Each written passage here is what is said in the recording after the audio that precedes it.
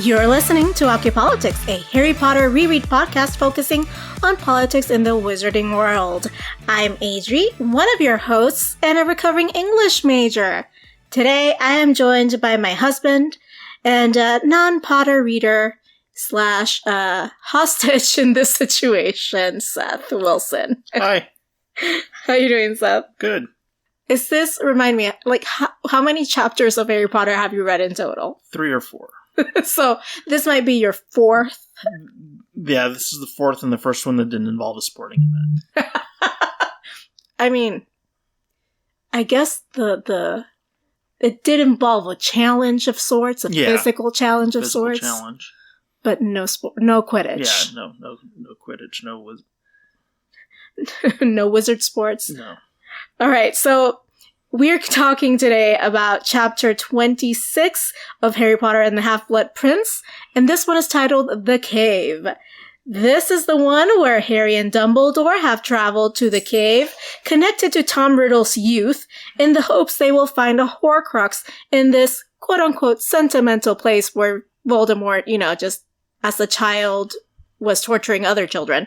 Once they find the basin that holds the Horcrux, Harry has to obey and continue administering the horrible potion to an increasingly tormented Dumbledore. He also comes across his first face-to-face interaction with an Inferi, panics, and tries to petrificus totalis them with a middling success. Dumbledore comes to the rescue after recovering from the potion with a ring of fire, or as they call it in the chapter, a lasso of fire, and Harry manages to help Dumbledore get out of there. That's it. That's what happened in this chapter. Yeah. So, Seth, what did you think about this chapter as a whole? I liked it because it was a very memorable moment from the movies for me. Okay, so if you're a first-time listener, my husband Seth has not really read the books. As we stated before, he's read maybe 4 chapters, but he has watched all movies. So he has like a grasp on the plot, just not on the particulars of each chapter. So yeah, it was a memorable point in the movies because literally, this is kind of one of the culminating moments of the plot of the book. So any thoughts on I know you haven't watched the movie recently, but any thoughts on what this chapter gave you that the movie didn't? I think it gave me a little bit more atmosphere. I don't remember a whole lot of atmosphere from the movie. And here, it's a lot easier to picture the cave and everything. Okay. So did it also give you a little bit more of the heebie-jeebies with the Inferi? Yeah. They weren't as scary for you in the movie as they were in the book, in the book. Okay. Well, every week we have like a theme or two that we want to explore in each chapter. And this time we talk, Seth and I spoke off mic and we were like, yeah, this is like the one thing we can talk about is the politics of teamwork. Because when we went into the chapter and read it through again and again, we just see how Voldemort views teamwork as either a weakness or as a way to use someone and then dispose them.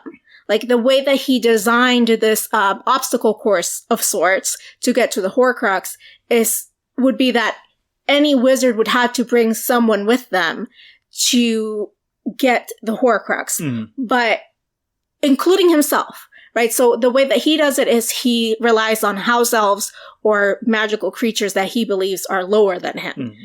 And another wizard might have to bring like an underage wizard, just as Dumbledore did. But Dumbledore's definition of teamwork is really different than his. He he would put himself on the line rather than Harry. And that's one of the differences between Voldemort and Dumbledore. Yeah. I guess I also like this chapter, just going back a little bit, because it kind of reminds me of Indiana Jones. Okay. Especially like the very first moments of Raiders of the Lost Ark when they're looking for the golden idol in the jungle. Okay. Yeah. It reminds me of that. Kind of an Indiana Jones quest that they're on. It's an Indiana Jones quest with magic. Yeah.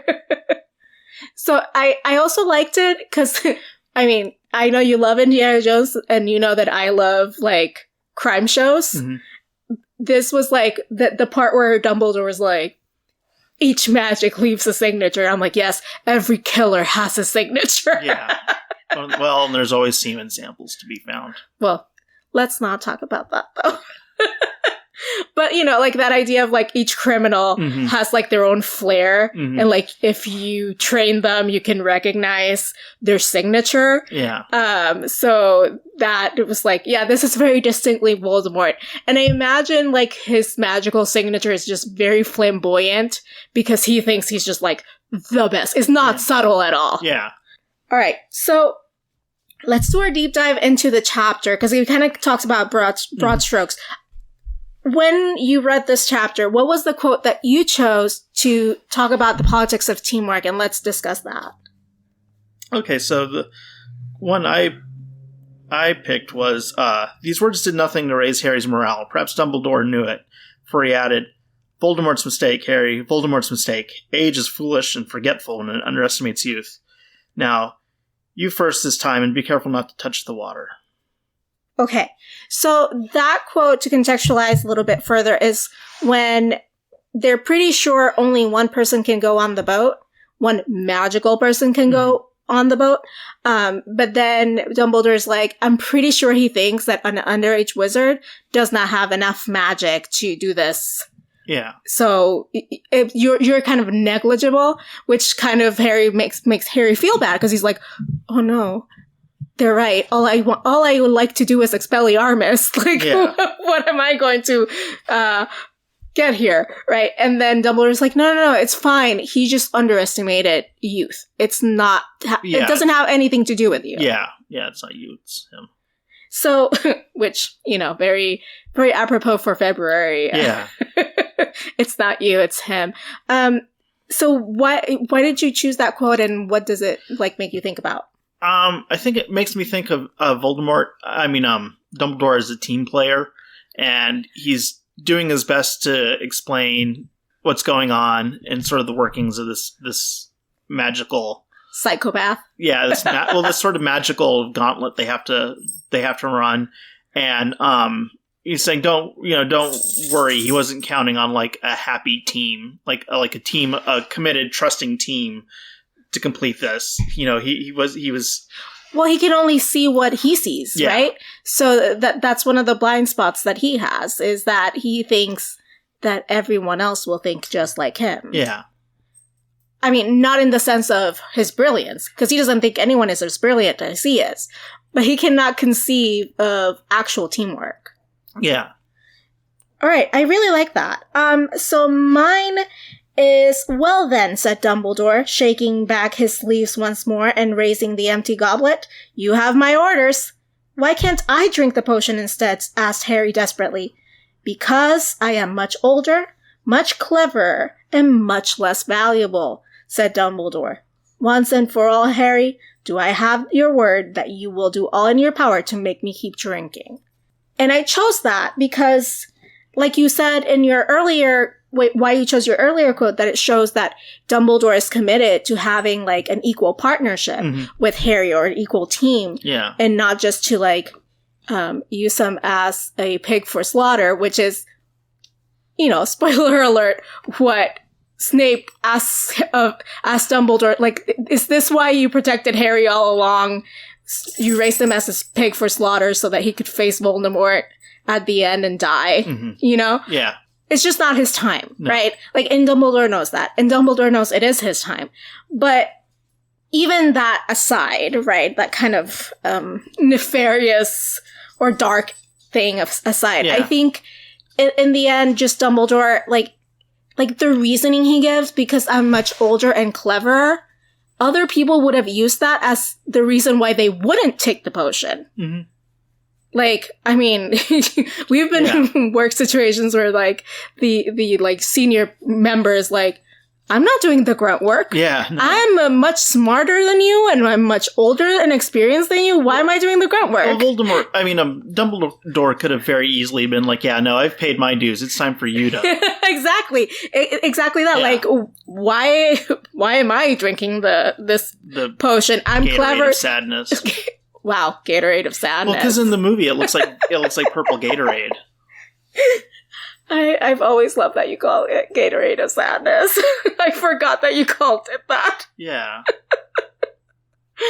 Well, like, just, because he could have used that exact, those exact words to be like, go ahead, Harry, I'll make you drink it.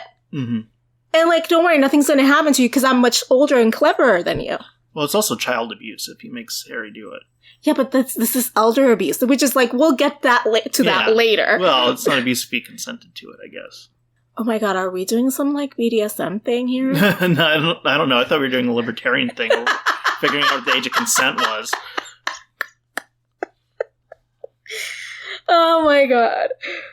Alright, so, yeah, like, I just think that Voldemort would have never thought that anyone that would have put themselves in that situation would have done that. Yeah.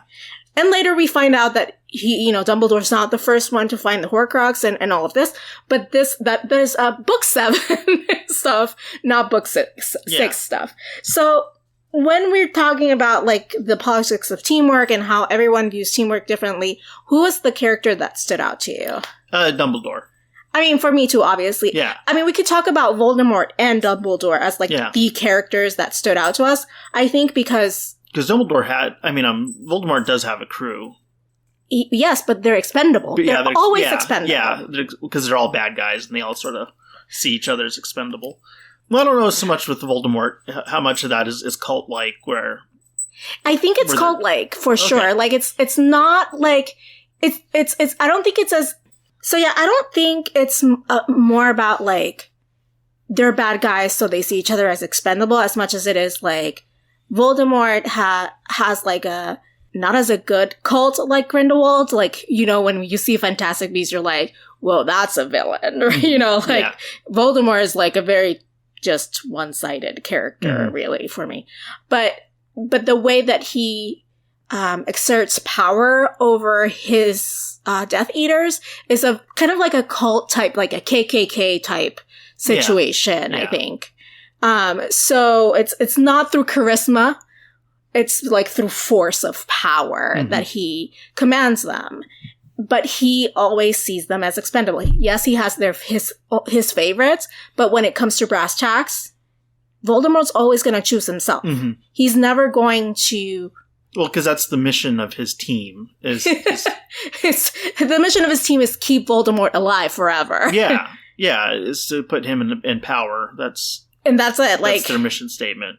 Yeah, so it's not like in Fantastic Beasts and Crimes of Grindelwald and all of these, we see a little bit more like rhetoric that other maniacs have used that is quite compelling, but Voldemort didn't have that rhetoric. He's like, I'm just the best, and everyone should like me. So I have this crew of my friends, but it's really based on power. It's not based on they really like me. Yeah.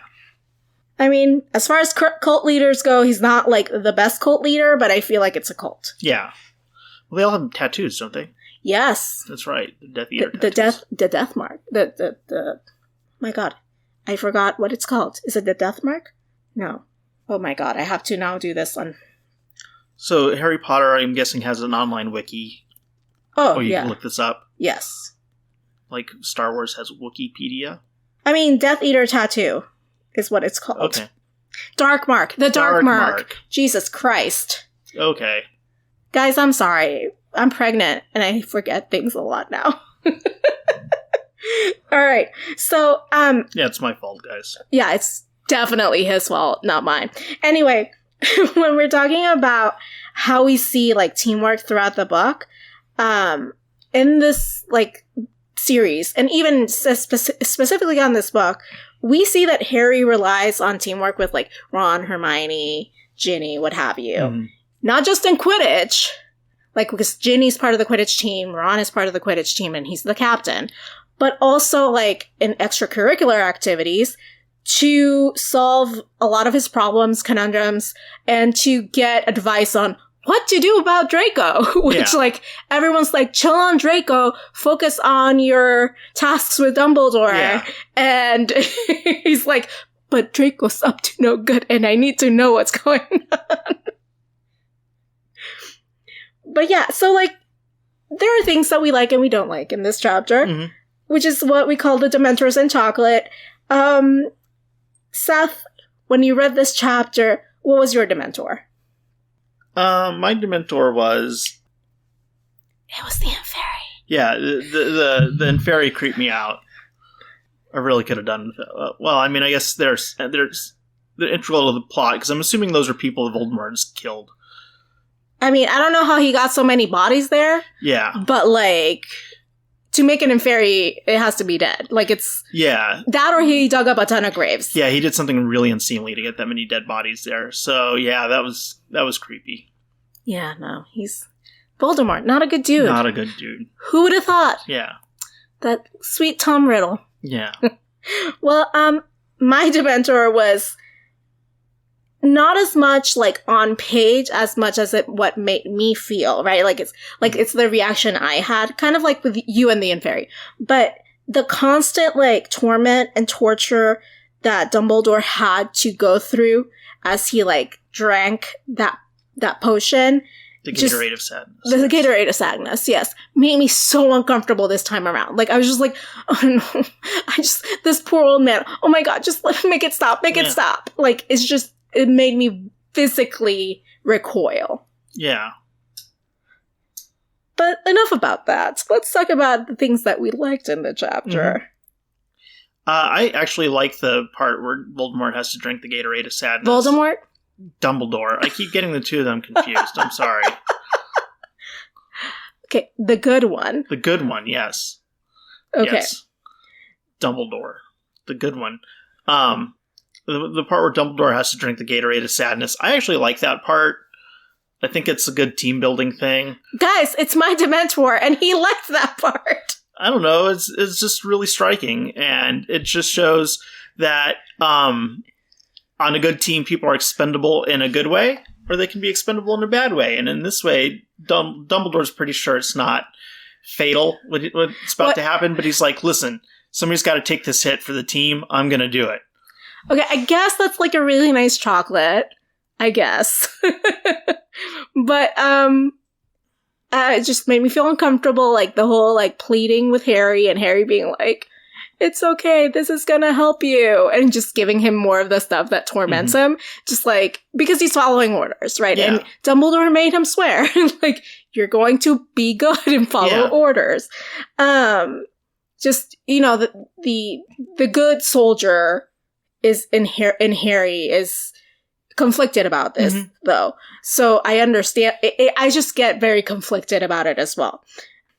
Mine was Dumbledore's trust in Harry, and the way that he sees himself as part of the team, but Harry, like, is also an integral part of the team, not just expendable, like we talked about. And that, it goes back to my quote. Like, my quote is my chocolate. You know, the reason why I have to take this is because I'm older and more clever than you. Yeah. Which makes me less important. Yeah. What humility. Yeah, I think we're both looking at the expendability, like the good kind of expendability here. Yeah, I guess. I mean, well, folks, fine. We won't get a divorce, I guess. We can agree on this. It's just, it made me very uncomfortable. Just like the whole back and forth aspect. I mean, maybe you're thinking about like the big picture, right, of it. But I'm thinking of like the actual interaction was just so uncomfortable. Yeah. I'm just like, don't do this to my old little man. What exactly was the poison doing to him other than... The Gatorade of Sadness. The Gatorade of Sadness.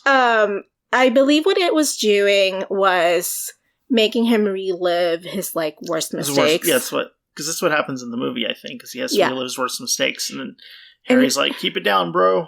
But he said it here, like, oh, it's, you know, don't punish them. Yeah. Punish me. Like, I'm the one who made the mistake. Like, don't. So it's like the torture of just, you know, you could call it like a hallucination or something. Yeah. Like, it was all in his head. Of just, like, taking that of which he was not proud of and twisting it in a way where it tortures him. Yeah. Just like it's a prison of your own making, basically. It's using your worst attributes against you. Yeah. So, I would not like to drink the Gatorade of Sadness. I would not either. So. In the movie, it was purple, I think. And in this, it's green. The light is green. The light is green. Well, the potion is green as well. The Gatorade of Sadness is green as well in the book.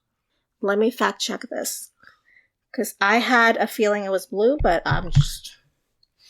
But yeah, because in the movie, it's like a purple color. That's what it looked like Gatorade to me, like purple Gatorade. And then I think in the movie, they drink out of a shell instead of a crystal goblet. Yeah, I can't... I have not seen this movie in such a long time, I can't even tell you that. And you've probably seen it more recently than I have, which just shows how much this is stuck in my mind. Is a pivotal moment in the series. No, I haven't seen it since you saw it, baby. Okay. I thought you did a rewatch relatively. I only rewatch for after this book, then I'll rewatch. Oh, okay. I've done a one. Okay. I want my mind to be clean of it. Yeah. I want to go in clean. All right, so you're right. It's emerald green liquid on the Gatorade of Sadness. I'm not sure what the color was in the movie, though, because I haven't watched it in a while. But it's just such a striking scene, right? Because up to this point, yes, Harry has faced a lot, but he's never faced it with his mentor. Yeah. Or his, whatever you want to call him, his Obi-Wan or whatever. Yeah. And thank you for putting that in terms that you can understand. Yeah. His master and Padawan relationship. So he sees, like, he'd rather see himself go through peril than someone that he admires, right? Yeah. And I think a lot of us are like that. We don't want others to be in pain. Now, if we did want others to be in pain, we'd be a little bit like Voldemort, right? Yeah. Like, I'm not expendable. Bye. Yeah. Like, you drink it. It's a hard chapter for me. It really is. Yeah. That being said, we'd like to remind you about our Patreon. Patrons, thank you so much for supporting the work that we do. But if you, listener, are not a patron and you would like to know what's in it for me, well, let's talk. $2 a month will get you access to bonus content for every episode, and $5 a month and $10 a month tiers will get you physical rewards every 3 months. So that looks like stickers and recipes for the $10 a month, and $5 a month stickers. Totally worth it. I've seen the recipes and stickers. Sometimes, guys, he helps me with the recipes because he's a better cook than I am. No. You don't have to lie. It's okay. Everyone knows. But today, our Patreon exclusive content is a deep dive into Horcruxes. I mean, I don't think you'd want to lose this bonus content, honestly, because it's going to be me explaining to Seth about Horcruxes. It's going to be Adri explaining. Yeah. Just like Seth had to explain Dune to me. Yeah. As we watch part 1. Yeah. I didn't make you watch the David Lynch one. We should probably do that at some point. I respectfully decline. Okay. I'm just saying it's more visually... Well, I don't know. It's as visually striking as the new one. I don't think you can top Timothée Chalamet. Okay. I'm just... That beautiful hair. All right. Kyle MacLachlan has an amazing head of hair in Dune. Yeah, but is it going to make me feel like, yes, I'm watching an 80s movie? No. With, special effects? No, special effects are pretty good for the time. Okay. A lot of practical effects. Maybe. When the baby comes and we can't sleep because it's yelling and crying, Yeah, we'll watch David Lynch's Dune. Maybe we'll just pop Dune in. Patrick Stewart's in it. Okay, you've convinced me a little bit. There you go. Yeah. Anyway, let's take our conversation, our marital woes conversation off of this. Let's talk about last week. Last time we asked, so every episode we ask a question, and last time we asked the following question. If you were in Dumbledore's position, would you trust Snape to the same extent? Because Dumbledore's all like, I trust Snape implicitly. So, you know, whatever. I've seen the movies. I know exactly how much he trusts Snape. So, we've got some answers. This had the fam divided online. It was like a 50-50 yes, no. Oh, wow. I will say, for the record, I usually don't vote on these polls, but I did want to vote this time. And I voted a no, because I don't trust no bitch. Anyway, Helene, who runs her Instagram account, she's like, girl, I can see you voting. And this is voter suppression. Yeah. I'm just saying, this is not a democracy if I cannot vote. That's right. Helene tried to suppress my vote, is all I'm saying. Helene. And that's not why she's not on. She just can't make it tonight. But still. Yeah, no. I have not put her on pause because of voter suppression. Let me make that clear. Yeah, we're just joking. We like Helene. We love Helene. So, a few of our listeners gave us more detailed explanations other than yes or no.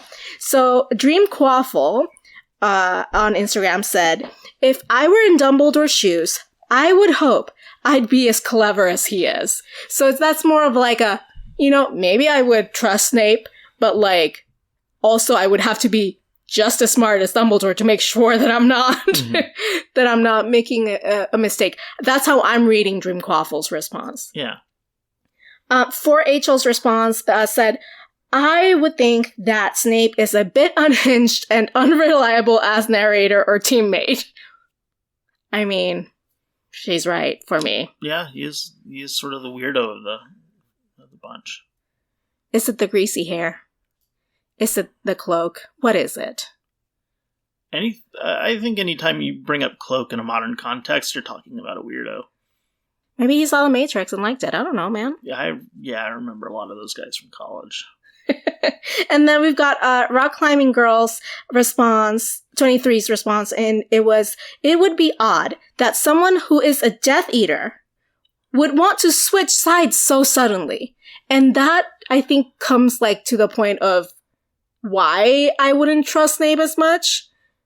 And maybe that just doesn't make me as clever as Dumbledore. Yeah. Because I'd be like, but you were like literally gung-ho about this until this exact moment. How convenient for you. Mm-hmm. You have a tattoo and everything. Yeah. What made you switch sides so suddenly? And I don't know if maybe like the intervening years have been like an exercise in Dumbledore, like making a study of Snape and then deciding to trust him. Yeah. Or what? Could be. Yeah, I don't know. Maybe he just has like a really good... Yeah, he's just a good judge of character, maybe? Like, he knew Tom Riddle was bad news since the moment he saw him. Yeah. And he tried to, you know, Dumbledore's the one that went to the orphanage to get... Correct. Yeah, and found all the stuff that he had stolen. Correct. Yeah. And so, because... I had to read that chapter, and then you ended up getting a different guest host. Oh, that's right. So this probably is my fourth chapter. So fourth or fifth. Sorry, Seth. You just got kicked off so suddenly. That's okay. So... Think of all the scintillating conversation you missed with me, dear listener. So much. We missed so much. I'm sorry. Anyway, moving on from this, that passage brings us to kind of what we will be talking about in the Patreon, which is how Dumbledore came to realize that Voldemort would not be using any old thing to put his bits of soul into. Because he was going to find, like, prized possessions to him. Yeah. Because he was a collector of trinkets. Yeah. So that's a good connection there. Well, all right, listeners. Thank you so much for your responses. This episode's question is going to be the following. How would you have reacted to Dumbledore's trauma and pleading when feeding him the potion? Could you have done what Harry did? I want to know. Well, we want to know. Everyone wants to know. Yeah. Yeah. All right, Seth, we've come to the point of our show where we close out with non-Harry Potter media we've been consuming. Seth, what have you been watching? The Righteous Gemstones. On Season HBO. 2 on HBO, yes. Okay, so what do you like about that show? I'm generally a fan of everything Danny McBride does. I think he's really funny. I think his sort of the personas that he plays really tap into something about America. These very uniquely American characters. Yeah, which says something about America. Yeah, because you're really cringing, but that's kind of the point. Yeah. Yeah. So, but it's just the cast is great. Edie Patterson's hilarious. John Goodman's good in it. Adam Devine's great. Just a really, really great cast. Everyone's doing really good work on it. So for listeners who haven't heard of The Righteous Gemstones, this is an HBO show that deals with a family of like evangelical Christians. Yeah. Prosperity gospel type. Yeah. Sort of based sort of on the Bakers, but also sort of on Jerry Falwell. Yes. A little bit more ostentatious than Falwell. Definitely more of a Joel Osteen kind of. Yeah. It's very Joel Osteen, Jerry Falwell, like mashed together. Yeah. You know, so there's that whole family dynasty thing with the Falwells, but then you get the Joel Osteen, you know, the ostentatiousness. Yeah, ostentatiousness. It takes place the church itself is in an arena, and they have a compound. They have a compound. They have theme park. So you kind of get you see how this kind of draws from, you know, various and sundry famous evangelicals. They've kind of pulled from a lot of them to make this mishmash of characters. Jared Hess, who did the Napoleon Dynamite and amongst other movies, he was an advisor. I don't know if he's still an advisor on season 2, but he was an advisor on season 1. Oh, nice. I mean, I've watched season 1. I haven't done season 2. I've left Seth to watch it as he wants, and then I'll jump in and watch it again with him. Yeah, because he doesn't mind watching it twice. No, I'll watch it twice. It's funny. Well, another media that we have been consuming together, Seth, it has been The Real Housewives of New Jersey. Yeah. Which is one of our favorite franchises. It's probably my third favorite. Okay, tell me which ones are, like, ahead of those. Beverly Hills and Potomac. Beverly Hills because you know who Liz Arena is. Yeah, I know who Liz Arena is, yeah. And Potomac because they're, like, amazing black ladies, I'm sure. Yeah, and for some reason, their personalities are stickier in my head. Okay. I can keep track of them better than I can the New Jersey Housewives I haven't figured out yet. But I know Teresa. Well, who doesn't know Teresa Guidici, right?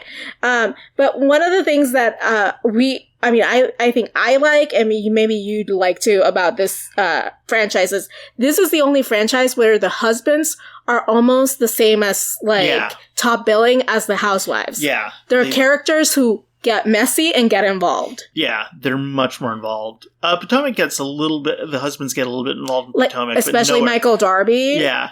And Chris. Chris, yes. But nowhere near as much as New Jersey. Yeah, New Jersey husbands are basically like they're like second billing. Yeah.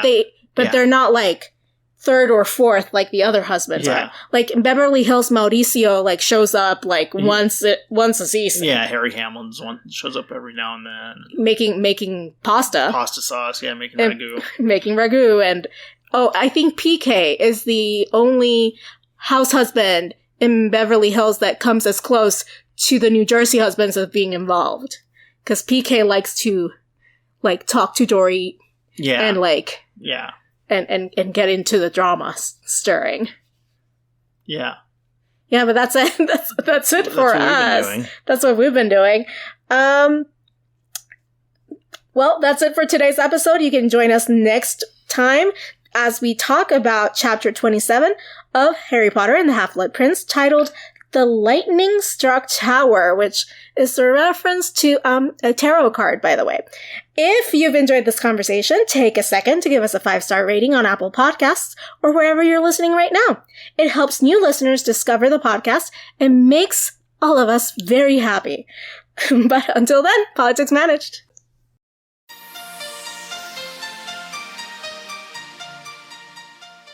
Support this show by going to patreon.com/occhiopolitics. Our patrons keep this show going. You can find us online at occhiopolitics.com, and we are at occhiopolitics on Twitter, Facebook, and Instagram. You can email us your thoughts at info@occhiopolitics.com. Leave us a voicemail at 915-996-1699, and you might just hear yourself on the podcast. Adriana Wilson is the founder and creative director of the podcast. Helene Karp is the producer and social media manager.